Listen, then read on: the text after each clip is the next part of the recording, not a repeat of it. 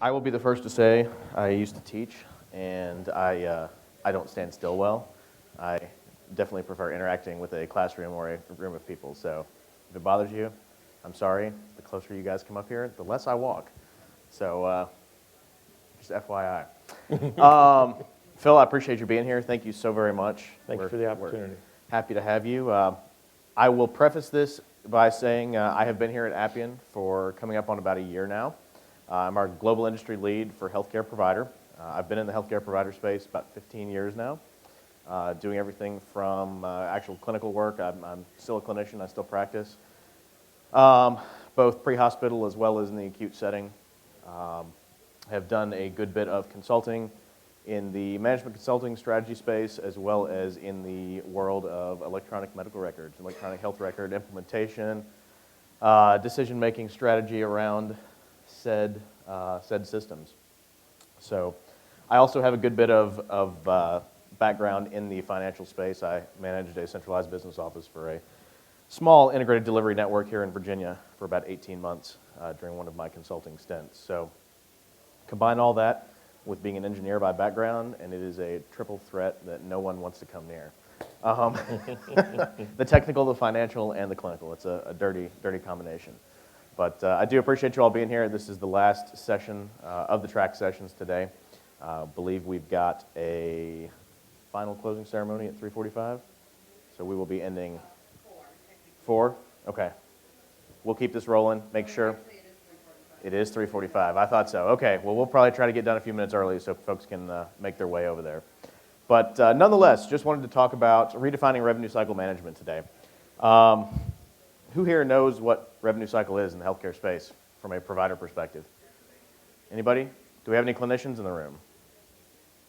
You do have a clinician in the room, right up here. Someone always takes care of it. True. I wanted to be a clinician. Yeah, didn't we all? Didn't we all? So Dr. Webster, question for you. What does revenue cycle mean for you? If you are the physician, what does revenue cycle have to do with you? I thought you just take care of the patient.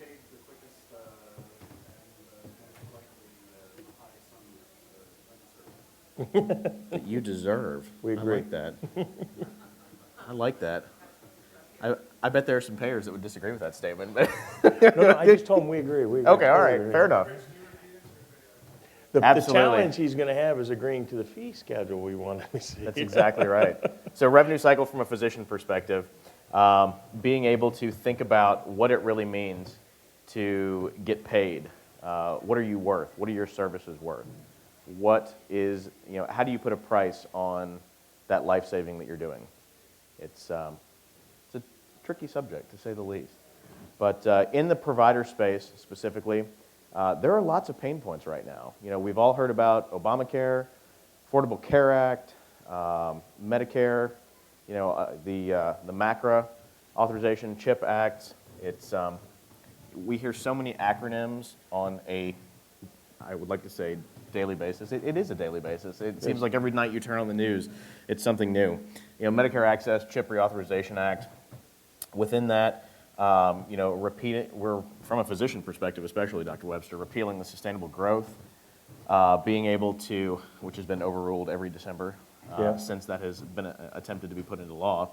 Looking at things like streamlining quality programs, the MIPS program, being able to look at bonus payments under alternative payment methods, value-based payment methodologies.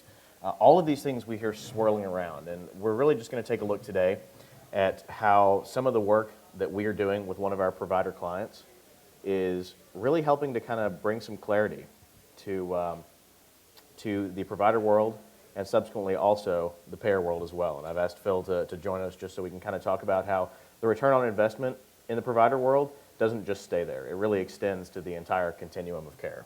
So again, many issues, same pain. We talked about the increased cost pressures, shifting that mindset of care delivery really from a fee-for-service.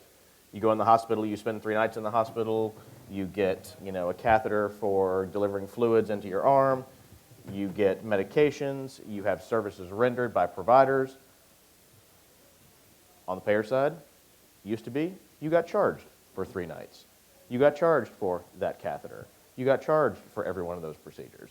Now we're really looking at a value-based payment model, in fact, value-based payment modification, such that what's really going on is that, even to sum it up in one phrase, bundled payments, if anybody's heard that. Think about the total joint replacement space. There used to be pages upon pages upon pages of charges. Every screw, every plate, every implant. Now, there's one agreed upon charge. So you've got clinicians that are being incented to do extremely well thought out, phenomenally optimized work so that that patient has the best experience possible, gets the best healing possible, effectively taking the patient and saying, you know what, you're not sick, you're sore. Let's get you fixed. Let's really bring you back to normalcy as quickly as we possibly can. So hence come the bundled payments. The government and insurance carriers have all said, you know what, we're just going to agree to pay you X dollars. We don't care if that patient's in your facility for 7 days. We don't care if they're there for 2 days.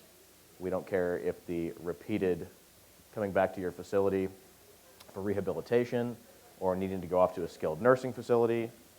You can do whatever you want, but this is what we're going to pay you. It's a paradigm shift from the way we used to do business, for lack of a better word. Customer service and patient satisfaction are huge these days.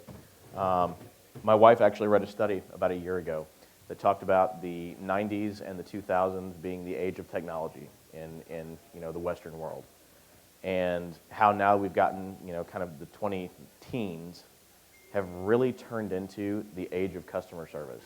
Has anybody heard that or would agree with that? When you go to any service provider, what's that differentiator? Service. It absolutely is. Were you well taken care of? Did you feel like you were valued? Did you feel like you were more than a number? Those are all things that really play into the situation now, as opposed to just, yeah, it got done. Whatever you needed to do, it got done. Get it done, move on. It's very much how did you feel during that experience. Again, that dovetails very nicely with patient engagement. How do you get patients to really feel like they own their health? You got that right. Absolutely. You make it easy for them. So traditionally, a patient would walk into a physician's office, nurse would come in, triage. Yep, you've got the flu. Stick the dipstick in now. Now we have flu tests. We didn't even have that when I was a kid. Yeah. There's a test for everything now. You can get it at Walgreens. It's amazing. Mm-hmm. But yeah, nurse comes in. Physician comes in after. He or she says, read the chart, dipstick in the throat. Yep, you're red. Yep, you spit up some yellow stuff. Excellent. Here's your prescription. Get out the door. It's really, even thinking about, if anybody here, has anybody been to an urgent care recently? Or we call them doc in a box? Take care clinic, CVS, Minute Clinic, whatever. You walk in and the questions that are asked now are tenfold more than they were even 5-10 years ago. Yeah. It's incredible. Tell me about this. What exactly was that pain like? Where's it radiating to? How long has it been going on? It used to be, does it hurt, yes or no? And that was about the extent of it. And that is taking us down various rabbit holes of, decision trees, if you will, to be able to ensure that that best care is taken and that the full picture of the patient health is relied upon for that diagnosis. Some other things that are just pain points these days: clinician licensure and tracking. I can't tell you in my experience how often, even to this day, that is still taken care of in an Excel spreadsheet, typically by an administrative assistant, either in the medical records department or even in the C-suite of the hospitals. The sweet little old lady or volunteer guy who has been there for 50 years has been tasked with keeping up with all of the licensure of every clinician in the building. It's amazing. There are point solutions out there, but none of them talk to each other. So these are definite opportunities for improvement. Finally, we're going to talk a little bit about merger and acquisition standardization. In today's day and age, M&A is pervasive in the healthcare provider world, and for that matter, in the payer world as well. Absolutely so. You look at your big boys, like your community health systems, your hospital corporations of America, your life points of the world. All of these are going out there trying to establish a rapport in these communities, perhaps communities in which they've never worked before, they've never had a presence, by buying a trusted provider in the area. So you may be in middle of nowhere, Texas, but by golly, your local hospital's been there for 60 years. Based on all of the changes, how payment modifications are happening, how some of the Affordable Care Act, the ARA dollars have come in or lack thereof, or perhaps they haven't met their standards for meaningful use, getting an electronic medical record system in, and as such, some of their reimbursements have been reduced. They're just not able to stand on their own 2 feet. So these big guys are definitely coming in there, snatching them up, establishing the presence. And the question becomes, how does that behemoth in the room really push out that gold standard of care that they've established across 100, 150, 200 other facilities into that brand new hospital that has just come under their wing? You know, some of these hospitals are 80, 90 years old. Things are falling apart. You know, what's it going to take from a physical plant perspective to bring them up to spec, to make you feel like if you walked in there that you would be getting just as phenomenal a care as if you walked into a hospital that was, you know, an academic medical center that was built last year. You know, being able to kind of surround yourself with those that call you to a higher level, these healthcare providers are definitely holding that same mantra true, for sure. So, has anybody ever seen this? Yes? No? Yes? Who here has kids? Anybody been to a pediatric hospital? Oh, yeah. Children's hospital? Does anybody know what this is actually called? Who came up with this? So it was 2 researchers called Dr. Wong and Dr. Baker. This is affectionately known as the Wong-Baker Pain Scale. There are various iterations of this out there, but this is the original, graphics and all, that we basically are able to show to somebody as young as 3 years old and get them to say, yeah, this is how much it really hurts. So we can think about this with, where do we blow that up against some of the issues we just talked about, right? Patient experience. We all know, as we just talked about, satisfied customers return. If that really is your wholesome experience there, and it's fantastic, your likelihood of returning is going to be pretty good, especially when you don't really have a choice. If you're sick, you've got to go get it taken care of somewhere. And if it's hospital A or hospital B, and hospital B is either a negative experience or an unknown experience, likely hospital A is going to be the one you return to. Yes, sir?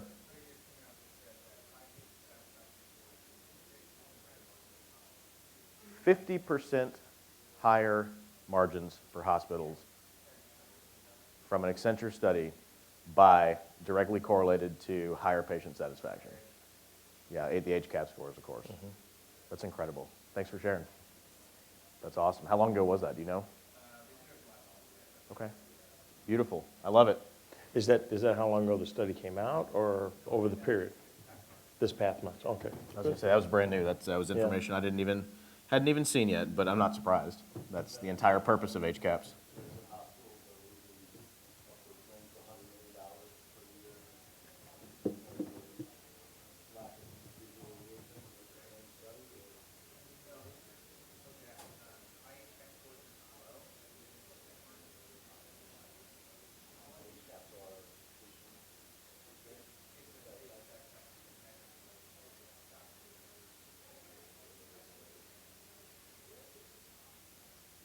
Awesome. Thanks a bunch. Appreciate it. So in addition to that, we've got issues such as patient portal onboarding. We've got even patient credentialing. Typically, we think of credentialing in the provider sense, credentialing with how are they accepted or denied in the payer system. Do they have all of their I's dotted and T's crossed with respect to contracts, with respect to certifications and licensures and board certifications, et cetera, that allow them to practice a certain type of medicine. All of these things are taken into effect, certainly on the provider side. But on the patient side, kind of thinking about that whole connected health mentality, you are a part of your healthcare record now. It is up to you when you walk into a new facility to get that username and password, to establish that login to your record. Whether it's an Epic EMR, a Cerner EMR, a McKesson EMR, there are one-offs everywhere out there that allow you to actually go in and view your lab results, view your radiology images. These are readily accessible now, whereas even 5 years ago, that would have been unheard of. These are all things where we're really able to look at a BPM system and say, hey, how can we improve this experience? What about when you are 70 years old? It may be tough for you to even get the computer to get turned on at home, let alone log into a browser, click on a unique link, reset your password from the get-go. All of these things are causing full-time employees in the IT departments in hospitals to just have an absolute time suck. Instead of being spent on the floor helping the nurses deliver the care, out there in the surgical suites helping those doctors fix a system mid-surgery. Instead, these people are on the phone trying to help reset passwords for grandma. It's incredible, some of the things that are actually out there right now. Just some of the others, risk management, regulatory compliance. We look at things like transplant checklists in so many academic facilities these days that have massive transplant programs. Obviously, we know that transplant registries, both donor and recipient lists, are very much digital. They're very much electronic. However, once that patient gets to the hospital, it turns to paper. All of those checklists are paper-based in many, many institutions even today.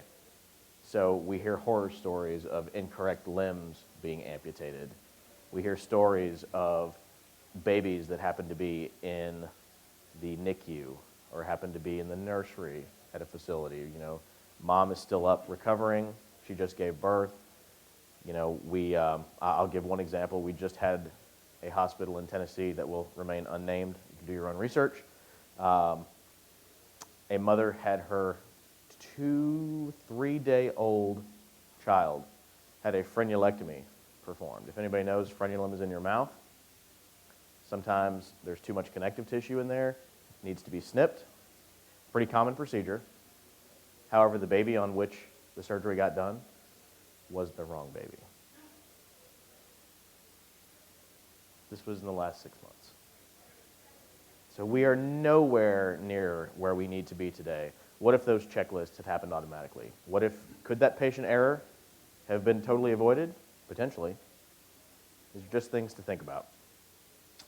We talked about quality ratings of physicians linked to value-based payment modification. Certainly from a cost management perspective, so many of these big entities, these large healthcare provider entities, rely on their purchasing groups, group purchasing organizations, GPOs, to reduce costs. They contract rates from everything from durable medical equipment to, implants for new joints to the toilet paper that's in the guest bathroom down the hall by the nurse's station. Being able to automate that process, which now typically are two separate distinct entities, what if we could bring that together? What if we could reduce the amount of FTEs spent on procuring toilet paper, and we could actually get that nurse to be able to go back to work on her floor instead of spending her time having to order normal equipment for her staff. And then, of course, we talked a little bit about real estate and lease management from a merger and acquisition perspective. Again, all of these large entities that are acquiring new facilities, it is vastly important that they be able to manage not only what they have currently, but also what's coming down the pike. So we think about Starbucks, we think about Punch Taverns, we think about these places that have 50,000 locations nationwide that need to be able to say, yes, that lease is up to speed. Yep, I'm pretty sure we've paid that one this month. There are entities out there like HCA that have entire buildings with teams devoted to real estate management because there's one hospital out there, and in their case, they have over 200, almost 300 actually, if you count their freestanding EDs and their urgent treatment centers. Not only is that just one single facility, but there also could be 2 medical office buildings within the same parking lot. There could be another medical office building across town that all falls under those same auspices. So how do we make sure that everyone's squared up, everyone's providing that top-notch care at every one of those facilities? Things to think about. Again, Typical, we'll just run through this real quick. Back office automation, we talked about clinician credentialing, we talked about physician onboarding in the same sense of patient onboarding with a portal, being able to take, for example, that giant bolus, to use a medical term, a giant bolus of brand new medical school graduates every May and June that has to enter the physician workforce at all of these facilities, whether it's direct med school going to their first year of residency, their internship, whether it's final year of residency going into a fellowship. All of these people are generally, all at once, going in a million different directions and have to be re-credentialed, re-qualified, sometimes re-licensed depending on the state. How do we ensure that those physicians are able to provide the proper care in that particular state or locale? And then certainly we talked about the M&A standardization, a little bit on the home health as well. You know, Appian has done some work over in the UK, speaking of, a little bit of multiple sclerosis, nurse trackability with a client we've certainly done. What if we could take that Internet of Things that's out there? We all have heard IoT. It's a big buzzword. It's like pop health and ACOs in our world. Mm-hmm. In our Appian world, IoT seems to ring a lot of bells these days. What if we could take that Internet of Things and at home, you've got the 80-year-old geriatric patient that might be bedridden. What if he or she automatically had a blood pressure monitoring device or a pulse oximeter that did nothing but sit and crimp around the ring finger, that all called back to a central server? She has high-speed internet at home. She's able to email her grandkids. What if we could hook all of those into the same system so that we could perhaps prevent an unnecessary house call from a home health person? Or even be able to tell that home health person before he or she arrives, hey, you know what? Mr. Jones is having some issues. He's had some runs of ventricular tachycardia. There's been a few runs of VTAC in the last few days. Probably need to take a look, dig a little deeper, ensure that he is doing all right. Mr. Jones, on the other hand, could be perfectly fine. What if he may be able to skip home health this week? I can't tell you the amount of times that I've been in the physician house, or the patient house rather, and the house call physician or house call nurse says, you know what, you're good to go. See you next week. It's a 5-minute process. But that could have meant an hour drive out and an hour drive back. What if that nurse could have visited 2 more incredibly sick patients during that same time and reduced the costs? All things to think about. Current state, Appian Healthcare, we're just going to run through this real quickly. We have played in the pharmaceutical space, as everyone knows. We have played in the medical device space for quite some time. We are just now getting into payer and provider. We've been in the space for about the last 3.5 years unofficially. As of this year, officially, we have taken on a payer practice lead in Scott Polanski, sitting right here, and then myself for our provider practice. Scott and I are working with all of our account executives. We're working with our customers to make sure that we really get the word out there about what our capabilities are, really where the world is going, making sure we're staying at least one step ahead and having that kind of thought leadership with strategic partners, with our customers, having those thought trains so that we can anticipate these problems. It's worked extremely well, and I'm proud to work alongside Scott for sure. We went through that. Of course, as I mentioned, individual practices, certainly for the landscapes. Healthcare is not just payer. It's not just provider. In fact, one of the genesis for me coming on board was having the discussion, well, we're in healthcare. I said, that's great. What do you do? Well, we work with HCSC. We work with AmeriHealth. We've worked over in the UK with some private insurers. Do what? CMS, amongst others, absolutely. And I nodded and I smiled and I said, that's great. What else? I said, well, that's healthcare. I said, yeah, but who do the payers pay? And the crickets were chirping. And we now have a provider practice. So here we are. Just a quick case study here. Some of the work that we're doing in the provider space right now. I just wanted to call one out. It's in the document management space, actually, funnily enough. And we're going to get to our little fireside chat here in about a couple of 3 minutes, take some questions.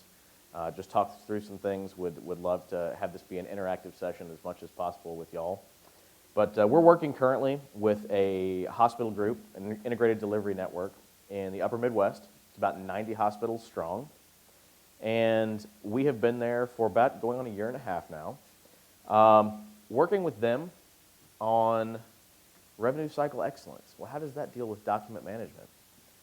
So being able to take documents in, ingest them from a physician office. What if you could take an order? What if you walked into your doctor's office, you'd been coughing for a week. Doctors suggest, yeah, you might have tuberculosis. You might have a run of TB. Let's give you a TB skin test. We've all had that. We've done new jobs and we've traveled abroad, whatever. Get your TB skin test, come back in 48 hours, have it read. Well, it could be a little bumpy, could be a little red in and of itself, could be oozing a little bit, but we're definitely going to definitively rule in or rule out whether or not you have TB. Physician sits there, hands you a piece off his prescription pad that says chest x-ray, hands it to you and says, hey, go to your facility of choice. You would go to a hospital, you might go to an imaging center, wherever you can actually get that type of order done. What if that physician, instead of handing that piece of paper to you, could send it directly to the hospital of your choice, have it ingested automatically with the oversight of a medical records department, making sure that I's are dotted, T's are crossed. You could be scheduled by that. You don't have to make a phone call. That could automatically do the scheduling for you. Not only does it do the scheduling for you, but we'll call Phil the patient here. Phil may have a certain carrier of insurance. They already have you on file. You were there about a year and a half ago. You're a previous patient. But they want to know that you have the proper insurance. You still have it. It's still active for you. So what do? They send off an eligibility check. It's called a 270, 271 transaction to that payer from the provider entity. Say, hey, do we know Phil? Is Phil currently covered? What are Phil's coverage limits? Has he reached his deductible this year? Does he have a copay? What kind of provider is this that he's currently visiting? And all of that information is then fed back. Typically, when you walk in to give that order to the hospital, that's an hours-long process. The transaction itself is relatively quick, but what happens on the back end is usually not so quick. But what if all that could be done in the background? So that the following day, when you walk in for that chest x-ray to definitively rule in or rule out the fact that you may or may not have tuberculosis, what if you could walk in for that 10 o'clock appointment and you're back in the imaging department by 10:05 because it's already been squared away. You've already acknowledged what your patient financial responsibility is going to be and you've agreed to pay it. There's some things to think about. So that's one of the things that we're doing right now. It certainly extends even more to the revenue cycle excellence space in that you can also ingest driver's licenses for identity verification, passports, insurance cards, HIPAA privacy, consent statements, everything that has to be signed to be on record in your medical record, in your file at that facility, can all be taken in by this solution. On the financial services side, we're going to get there with Phil. Phil, again, I appreciate you being here. Can't thank you enough. Just wanted to talk about a few things here. So if anybody has any other questions, I believe we have 8-ish minutes. Yes. 3:32, so we have 8 minutes. We'll give you 5 minutes back to make your way over, do a bio break, and hit up the 3:45 session. I appreciate you being here, Phil. Thank you. Absolutely. Thanks for the opportunity. So Phil is VP of IS, Strategy and Shared Services at AmeriHealth Caritas. And wanted to talk to Phil about, sorry Lex, I didn't mean to cut you off there. Wanted to talk with him about how he sees this work on the provider side of the house, really improving the flow on the payer side of the house as well. So how do you see some of this work that we're doing really easing that burden, easing that payer burden? How does that return on investment kind of extend not only from one environment to the entire continuum of care? Well, so first thing I would say, there's the basics, right? So from an operational perspective, having better coding, better better processing, be able to do better claims payment, claims processing off of those encounters, improves provider satisfaction, cuts administrative overheads. I mean, how many times do you have the administrative staff in your office on the phone with the administrative staff at my plan talking about why the claims payment is wrong or why the denial for the authorization occurred, when we both know that it needs to happen. At the same time, you've got the patient sitting in the room waiting, right? Or in some cases, going days, suffering through pain, suffering through their care issues unnecessarily because you and I can't get this right on our end from a coding perspective or from a medical necessity perspective, right? So some of these improvements that you have will benefit us just from that operational aspect to bring some of those challenges down. In addition to that, what I also see this doing for us is offering us the opportunity to really look at what is a better continuum of care for the patient, being able to exchange this information back and forth more seamlessly. Some of the work we talked about, being able to ingest this information up front, get the pre-processing done, and then having us be able to provide back maybe some clinical insight from our history of this particular member. In some of the work that we've done here recently, we've started to, in the work in the HIEs that we've been doing, for example, right? And HIE, just for the audience, stands for? Health Information Exchange. So think of it in the case that you present in the emergency room department, you're out on vacation with your family, and 5-year-old little Mikey thought that the balcony on the second room resort that you thought was pretty cool, stands on the bench and he falls and he breaks a leg, right? Now, what we need to understand is Mikey's actually got a blood condition, right? But you're in the emergency room, you're focused on a broken leg, you're not thinking, you're rattled, everything else. How nice is it that your health plan actually has the ability to exchange information? So the moment Mikey comes in, it triggers a flag.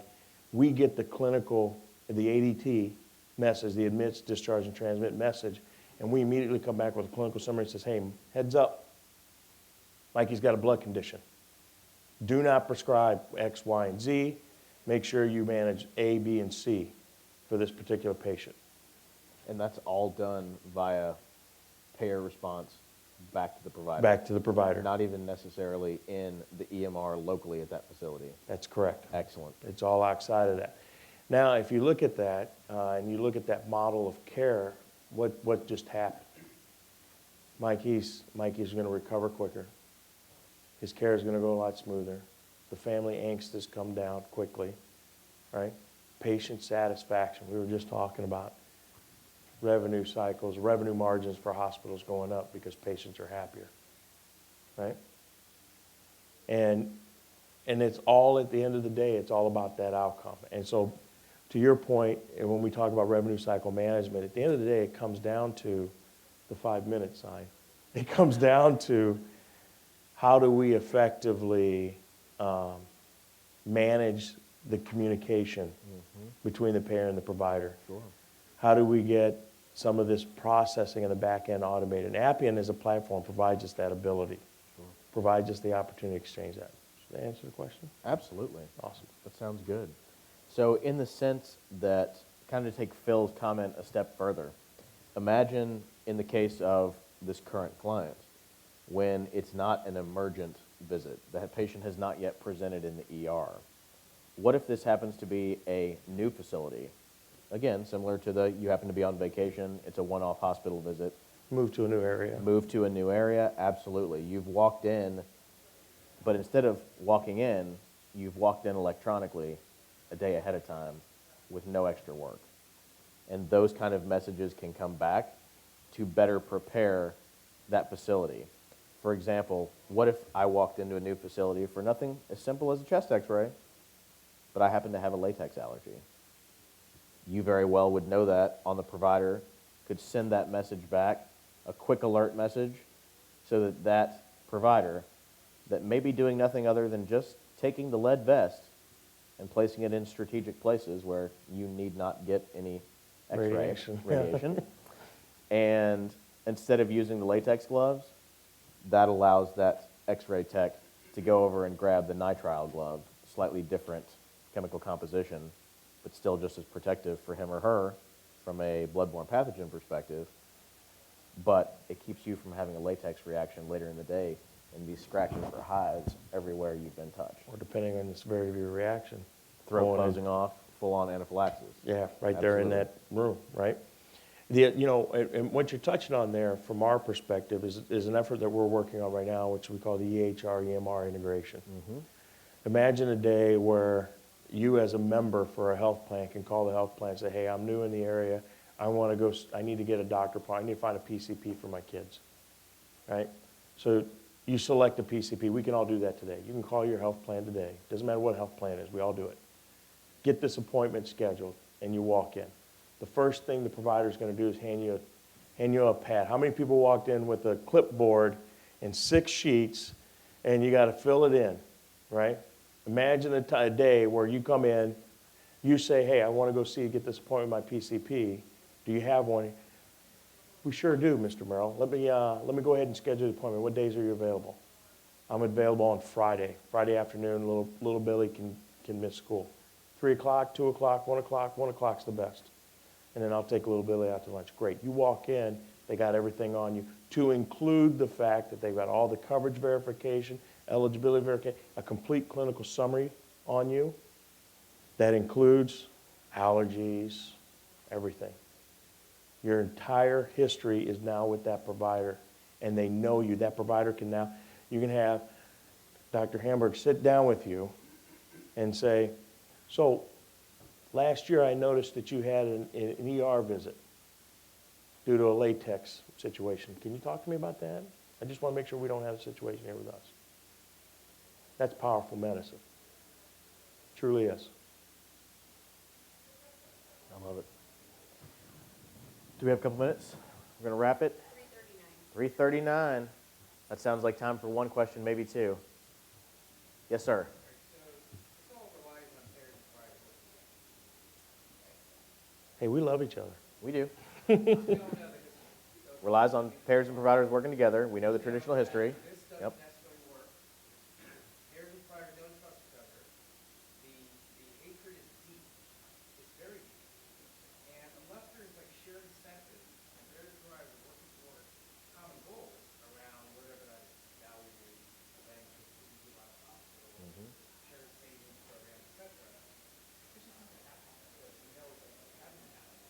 Attempts so far have been very mixed. In fact, they've been, for the most part, pretty negative. A lot of the ACOs lost money. A lot of major payers dropped out of the program altogether. So, and it's just maybe You want to take it first? Or you want me? Please, fire All away. right. So there's a couple of things. So one, I won't deny the fact that there is a lot of bad blood in the history. And we were just talking at lunch about where the challenges are with this system. And I'm a firm believer, the biggest and the root to the problem is it is an American system. And what that means is it's competitive, highly competitive, free enterprise style system. And so long as that model stays in place, we're going to have challenges. No communists. Actually spent a couple of years of my life fighting that. So what I would say is that you have to understand and accept the root, right? Up until here recently with Obamacare and the Affordable Care Act and the Macarena. Yep, That's the the most- Macarena, yes. There was no incentive. It was heads and beds. We were a volume-based system. So now today, because of the rising costs and everything associated with that, we're now looking at how do we get to where we're getting better outcomes of care. And a lot of this is all about the margin. It's about chasing the dollar. So what you're going to start seeing is a lot of consolidation. You're already seeing it. You see consolidation in the payer space. You see consolidation in the provider space. ACA is the largest provider in the nation, and they're chewing people up, right? And I think once you get that consolidation, a lot of these outcomes and these shared savings, and the providers take on more risk, right? You're going to see the payers start to figure out the role they're going to need to play. And I think it will start to, in some cases, some of these ACOs are actually successful. Many of them did struggle. I mentioned yesterday in my speech, I don't know if you saw it or not, 23 co-ops started as one of the options. 12 are dead. The next 11, they're in the ICU, right? They may not make it. right? But I think what you're seeing is a lot of folks trying to come in and dropping the pebbles in the water, my friend, right? But eventually, we're going to start to see as the mega players drive the consolidation, you're going to have fewer people at the table that will control the ecosystem. And I think once we get to those fewer players, whether we like it or not, we're going to start to see it stabilize, and then the relationships will get better. Some cases, the providers will take on health plan roles and start to have more muscle in that space. Other cases, you know, United Healthcare hasn't hidden the fact it's been buying healthcare practices now. That is true. Right? They're getting into business of urgent care. MedExpress is now a United Healthcare company, right? And then the pharmaceutical space is what's actually the next frontier, and United's already made a move in that direction. Right? It's coming, It's coming. for sure. So, yeah, it's bad blood. I think the consolidation, the reduction of the number of players, government continue to play a role of trying to put pressure in certain areas. I think eventually, just like a good free enterprise system will, it'll sort itself out.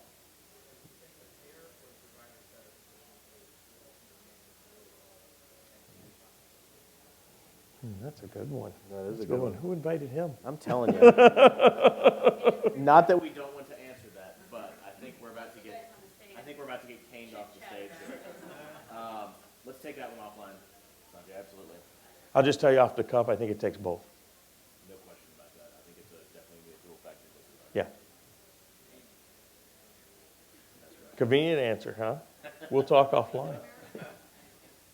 It'll take both. Providers probably play a bigger role. Very good. Well, Phil, I appreciate you being Thank here. you. Thanks so much.